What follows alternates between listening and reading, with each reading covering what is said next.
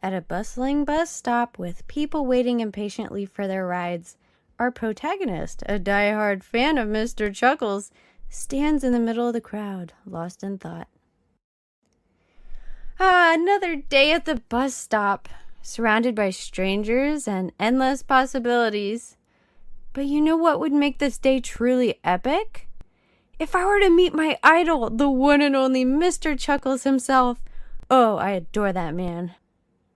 Just imagine it. The sun shining brightly, birds chirping melodiously, and there he is, stepping out of his signature polka-dotted car, looking sharp in his colorful suit and oversized bow tie.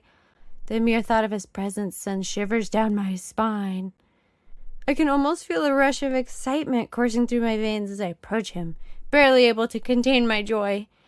Would he recognize me, a dedicated fan who has followed his every performance, every joke, and every hilarious skit? Perhaps he'd notice my fanware. We'd exchange a few words, of course, and he'd make one of his classic witty remarks. Oh, how I long to hear that infectious laughter up close, to witness the magic of his humor firsthand.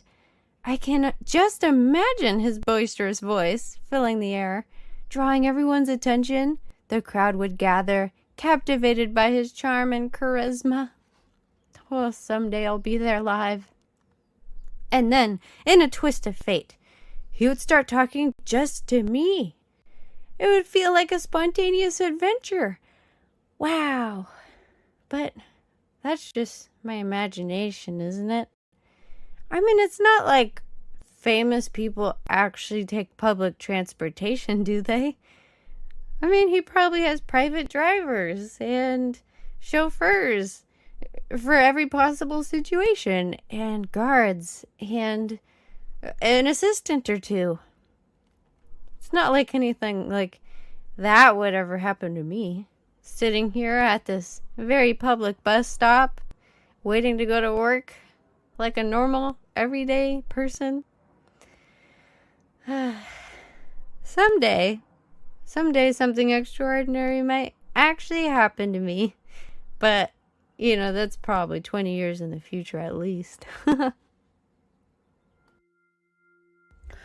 Oh my goodness! Is that really you? I can't believe I'm standing in front of the one and only comedic legend, Mr. Chuckles. Well, hello there. You've got me chuckling already with that intro. Yes, indeed, it is me, the master of laughter, the joker of jests, and the sultan of silliness. How can I bring a smile to your face today? Well, I've been a huge fan of yours for years. Your humor has brightened the darkest days for me. Can you tell me how you got started in the comedy business? I would love to talk with you right now if you have time. The origin of my hilarity? It all began when I was just a wee clownling. I used to make my family laugh by wearing mismatched socks and juggling the family cat. Eventually, I took my talents to the local circus, and the rest is history. That's incredible! Your dedication to laughter is truly inspiring. So, what's your secret to making people laugh? There has to be a secret, right? Well, it's a combination of wit, impeccable timing, and a healthy dose of absurdity. You gotta get pretty close to some lines. But the real secret lies in the art of the unexpected. You see, humor is like a surprise party. The best laughs come when you catch people off guard. Just like when you're expecting a punchline, but instead, a cream pie hits you in the face. I can imagine the joy and surprise on people's faces when you unleash your comedic chaos. Oh, speaking of chaos, have you ever had any mishaps on stage? I'd love to hear about it. Oh, let me tell you, my friend, I've had more mishaps than a clumsy penguin on roller skates. Ay. Once during a performance, my pants fell down in the middle of a joke. I decided to turn it into a dance number and moonwalked my way to the audience's hearts. They laughed so hard, I think they forgot about the actual joke. I think most of them thought it was on purpose.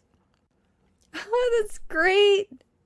Turning a wardrobe malfunction into a show-stopping moment takes true talent, Mr. Chuckles. What's the funniest thing that's ever happened to you off stage? Well, I can't say. Well, except that it had to do with my grandmother and a cow. I can't tell you exactly what happened, but let's just say it ended up in quite a milky mishap. I can only imagine the cow's reaction to that. Chuckles, your humor transcends boundaries and brings people together. Have you ever performed for an unexpected audience? Like out in public somewhere? Oh, indeed. I once found myself performing at a penguin convention. Those little tuxedoed birds were my toughest crowd yet. I had to switch from jokes to ice-breaking dance moves. And let me tell you, it was a waddle-worthy challenge. Penguins, huh? They can be a tough crowd. But I'm sure you brought the house down with your comedic flair. If you could have one superpower, what would it be? Oh, the power of laughter, my dear fan. I would love to make anyone laugh at the snap of my fingers. Imagine all the world's problems melting away with a single giggle. Plus, it would come in handy during awkward family gatherings. Absolutely. Laughter truly is the best medicine. Before we wrap up, could you share some words of wisdom for aspiring comedians out there? Of course, my friend. Remember, comedy is like a banana peel. Sometimes you slip and fall, but the key is to get up, dust yourself off, and make a joke about it. Embrace your quirks, find joy in the absurd, and always keep a rubber chicken handy. Oh, and never underestimate the power of a well-timed da-dum-psh. I'm sure to keep that in mind. Thank you so much for taking the time to chat with me. Meeting you has been an absolute riot. The pleasure is all mine, my friend. Keep spreading laughter, and remember, life is better when you're laughing. Take care, and keep those funny bones tickled. Welcome to Tiger English Academy. We hope you enjoyed this conversation today. Please like, subscribe, and leave a comment. Let us know what kinds of conversations you would like to have. And don't forget to have a good one. It's the best day of my life. I'm never going to wash this shirt again. How am I going to sleep for the next week? Oh my gosh.